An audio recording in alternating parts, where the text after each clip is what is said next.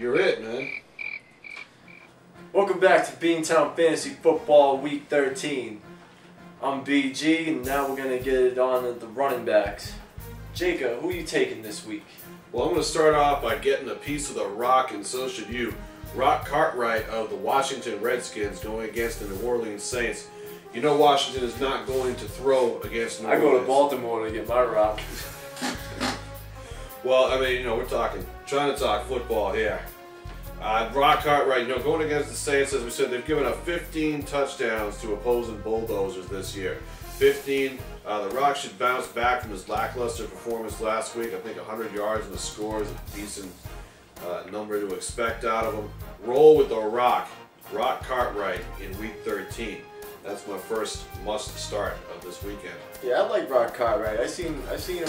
I mean, New Orleans didn't have too many holes, but if they did, it was definitely up the middle. I mean, Washington could probably get the running game going. I like Rock Cartwright. He's actually a very good running back. He was a fullback before, but he could run the ball tough. Well, that makes three of us. I don't think Rock Cartwright is that great of a running back, but he's the only show in town in Washington right now. He's going to get the carries, and even if he doesn't put up a solid average, he's going to get you yards, he's going to get you points. Absolutely. My second start going into Week 13 is Jamal Charles finally getting the respect that I think he deserves. Oh, yeah. They've been, concerns about his durability. How much can he take? I haven't seen anything that says he can't do it. I mean, until he stops, I think you have to start him. He's going against Denver, who have allowed more touchdowns through the air than on the ground. But their run defense has looked a little shaky as of recent, and I think that could open up some opportunities for Charles. I think 100 yards and a score. Go with it. The passing game on the Chiefs is still not something that's very credible. I think they're still going to run the ball. Go with Charles. Yeah, I think they'll do the same. I think they'll use him a lot out of the backfield on screens, especially the way Denver brings it. So, I mean, nothing wrong with that. Definitely play Jamal Charles. He has been improving every week, especially since Whitefeet has been gone. I'm with you. The Kansas City's got to be all about the running game. I mean, Dwayne Bowe's suspended for a couple more weeks. Chris Chambers, he's playing pretty well, but you got to remember, their quarterback is Matt Castle, and he is absolute garbage. Speak your mind, man. Speak your mind. There you have it. He didn't start in college for a reason. He shouldn't be starting in the NFL. Ouch. 11-5 last year? His team was 11-5, not him. All right, well, my sit for this week is going to be Ahmad Bradshaw, and boy, does this hurt, because this guy, I've been higher off this guy than just about anything this season. But we're going to have to sit Ahmad Bradshaw. He was out last week. I don't like him in this matchup against the Dallas Cowboys. These guys have allowed 4 rushing touchdowns all year, and the Giants have just looked pathetic over the last few weeks. They're not the fantasy, powerhouse that they were. And I see more of a passing game in this one rather than I do the running game. So this week, take a flyer on Ahmad Bradshaw. Sit him. There's other talent out there. Yeah, definitely. The Giants haven't been the same since they got beat down by the Saints. No. You got knocked the fuck out. Psychological beatdown, man. I don't think they can. Yeah, Coughlin's on the hot seat right now. I think he's okay because he's won a Super Bowl a couple years ago, so he's got at least another year. Yeah. But they're not getting it done this year at all. Yeah, no way. Jacobs has been a disappointment. So who are you starting at running back, man? Running back? You know what? I gotta start LT against Cleveland. LT's been looking like the old LT, showing a lot more flashes over the last couple of weeks. Cleveland's the worst team I've ever seen in my life.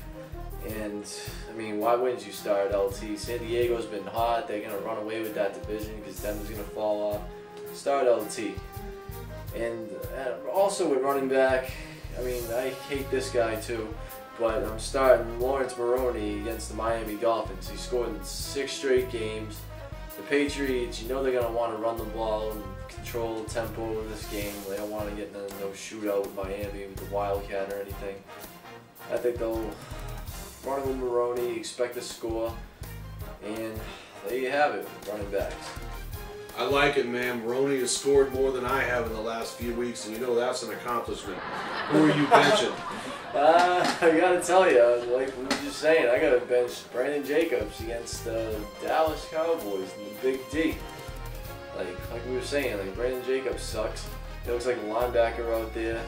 Like he really. Linebacker would like, be an improvement. A linebacker can run. Yeah. True. True. Yeah. So I mean, he isn't looking right. I mean, his knees are probably all fucked up. I wouldn't play him against Dallas. I mean, Giants are struggling. Dallas' defense has been playing pretty good as of late. I think they could shut down Jacobs. I agree. I do not like any Giants running back or running. I don't think there's going to be a running game this week going against Dallas. Their backup running backs are iffy, and with Boss playing as good as he is, they might be using the running backs more in a blocking game than anything. I'll let you see the game with the Giants. Keep Eli standing and let him throw it downfield. This Cowboys secondary can be beaten. Oh yeah. That's going to be their chance if they want to win this game. Host? Hi. What am I doing? Well, I don't know, fellas. I must say, that's some good shit. So, Mr. Fury, who are you starting running back this week? Well, my first start is Pierre Thomas going against the Washington Redskins. Redskins, we already went over this in the wide receiver edition. They have the best pass defense in the NFL. Yep. They don't have the best run defense. Oh, their Far run from defense it. sucks. Their run defense, they're horrible. They're giving up 127.9 yards per game on the ground. Pierre Thomas is clearly the best back in New Orleans. I've been saying it all year. He's been proving it recently. Reggie Bush is questionable again. Not really sure if he's going to play. He may even sit this game out.